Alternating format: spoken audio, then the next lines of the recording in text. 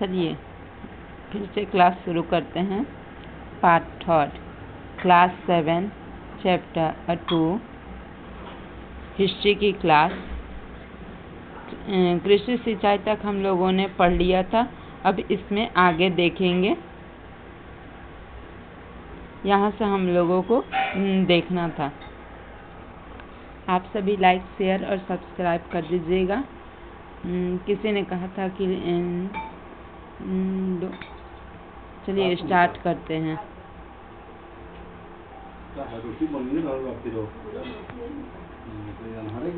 स्मारक रह सिंचाई के काम से योजना की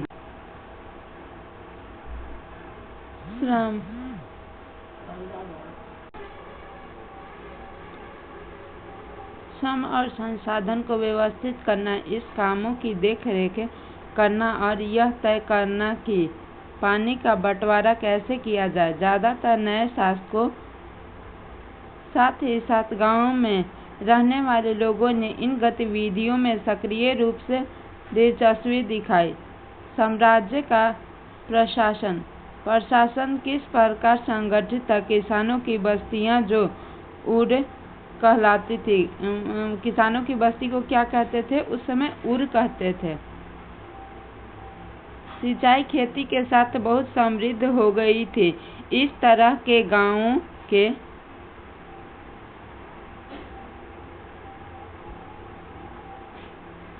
के समूह को नाडू कहा जाता था। किसान की बस्ती को क्या कहते थे? उर।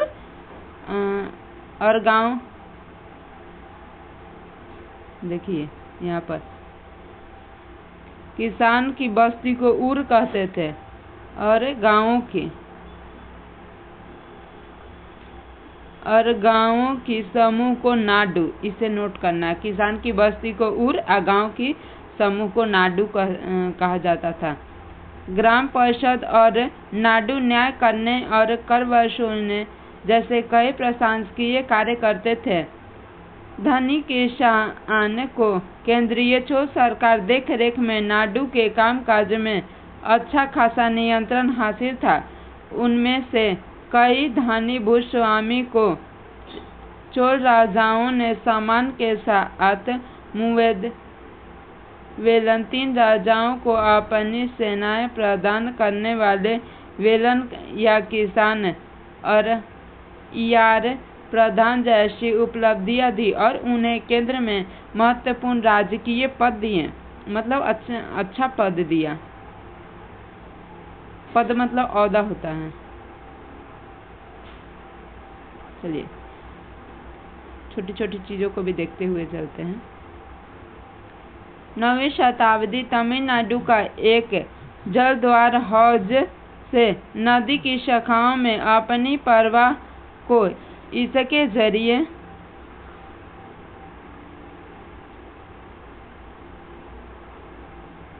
नियंत्रित किया जाता था। इस पानी से खेत नीचे जाते थे। जलद्वार प्रारंभिक रूप से एक लकड़ी या धातु है जो आमतौर पर पानी के स्तर को नियंत्रित और नदियों लहरों में एक दर प्रवाह को संचालित करता है। चलिए इम्पोर्टेंट चीजों को भी हम लोगों ने देख लिया। अब आगे देखते हैं।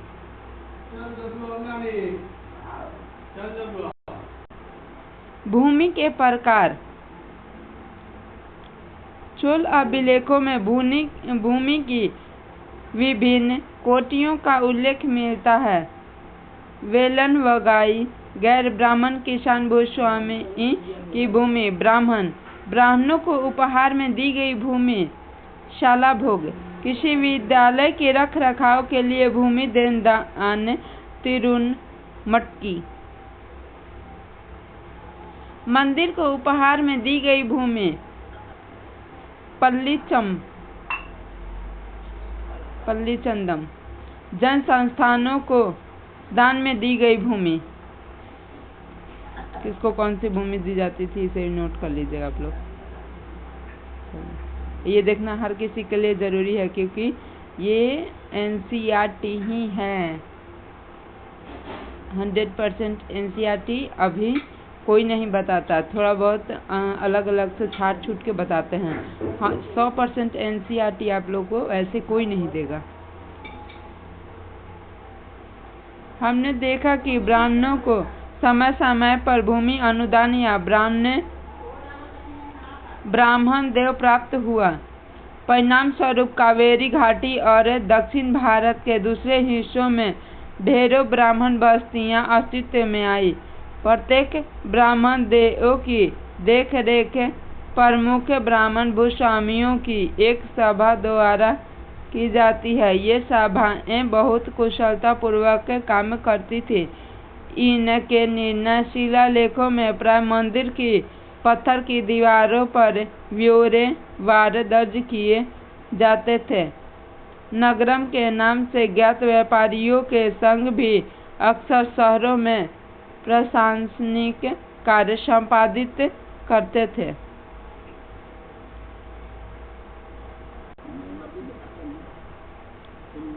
तमिलनाडु के चिंगलपुट जिले के उत्तर मेरूर से प्राप्त अभिलेख इस बात का सविस्तार वर्णन है कि ब्राह्मणों की सभा का संगठन कैसा था। सिंचाई के काम काज, बाग बगीचे, मंदिरों आदि की देख रेख के लिए सभा में विभिन्न समितियां होती थी। इनमें सदस्य के लिए जो लोग योग्य होते थे उनके नाम तालपत्रों के छोटे टिकटों पर लिखे जाते थे और मिट्टी में रख दिए जाते थे ताकि वो खराब न हो और बहुत दिनों तक उसे उपयोग में लाया जा सके। और किसी छोटे लड़के को हर समिति के लिए एक के बाद एक टिकट निकालने के लिए कहा जाता था।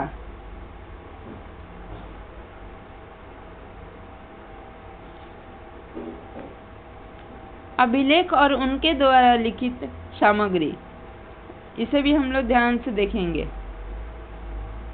उत्तर मेरू अभिलेख के अनुसार सभा की सदस्यता के लिए इच्छुक लोगों को ऐसी भूमि का स्वामी होना चाहिए जहां से भू राजस्व वसूला जा सके। मतलब जो लोगों से इकट्ठा कर सकता है, वसूल सकता है। इसके पास अपना घर होना चाहिए। उसकी उम्र 35 से 70 वर्ष के बीच होनी चाहिए। उन्हें वेदों का ज्ञान होना चाहिए, मतलब पढ़ा लिखा व्यक्ति होना चाहिए। धन भी होना चाहिए, पैसा भी होना चाहिए और उसके बाद वेदों का ज्ञान भी होना चाहिए। उन्हें प्रशासनिक मामलों की अच्छी जानकारी होनी चाहिए और ईमानदारी भी होनी चाहिए ताकि चोरी बेईमानी ना कर सके। चलिए, यही कोई पिछले सालों में किसी समिति का सदस्य रहा है तो वह किसी और समिति का सदस्य नहीं बन सकता। यदि एक बार कोई व्यक्ति सदस्य बन गया तो दोबारा वह व्यक्ति नहीं बन सकता है। लालची व्यक्ति तो एकदम नहीं होना चाहिए। जिससे अपने या अपने संबंधों में खाते जमा नहीं कराए वह चुनाव नहीं लड़ सकता।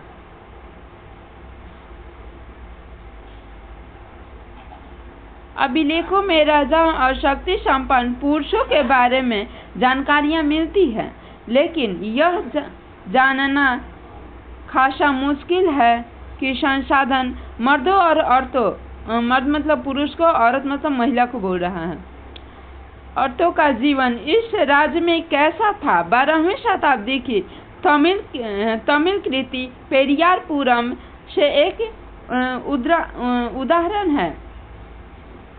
अडनूर की सरहदों पर फूस की पुरानी छाजनों वाली छोटी छोटी झोपड़ियाँ, झोपड़ी मतलब छोटा छोटा सा झुग्गी झोपड़ी टाइप पर रहता है ना, उसी को छोटी छोटी झोपड़ियों से अटा पड़ा पुलाया एक ऐसा समूह जिसे ब्राह्मण और वल्लाल प्रतिष्ठा समाज के बाहर मानते थे। लोगों का एक छोटा सा पूरा था जिसमें ओछे किस्म के पेशों में लगे खेतिहर मजदूर रहते थे। खेतिहर मतलब जो किसान खेती करता है उसे खेतिहर कहते थे। चमड़े की पट्टी से घिरे हुए झोपड़ी के अताहों में छोटे मुर्गे मुर्गियां झुंडों में रहते थे। जो मुर्गा मुर्गी होता है ना, उसको झुंड में रखते थे। गहरे रंग के बच्चे जो काले लोहे के कंगन पहने हुए थे, छोटे पिल्लों को उठाए उछलते रहे थे। मतलब छोटे बच्चे को, कुत्ते को बच्चे जो होता है, इसको पिल्ला बोलते हैं। उसको हम लोग या आप लोग भी बचपन में गोद में लेकर खिलाए होंगे, उसी की बात कर रहे हैं। मारुत पेड़ों की छाया में एक मजदूरनी ने अपने बच्चे को चमड़े की एक चादर पर सुला दिया।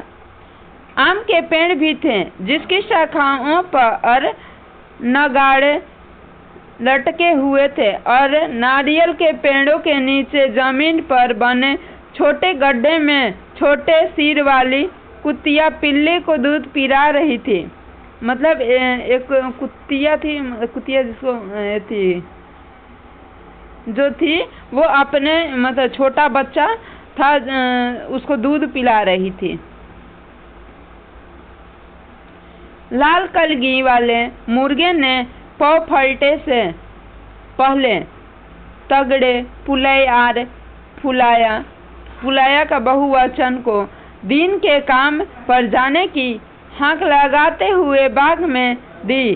धान कूटती लहरदार बालों वाली पुलाया स्त्रियों के गाने की आवाज रोजाना कांजी वृक्ष की छाया में फैली।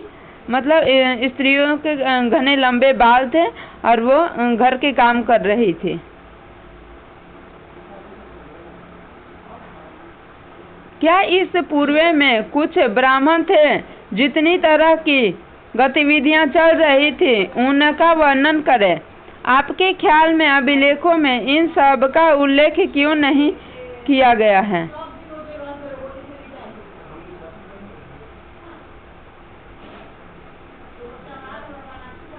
चलिए, आज पार्ट 3 में जाके ख़त्म हुआ है।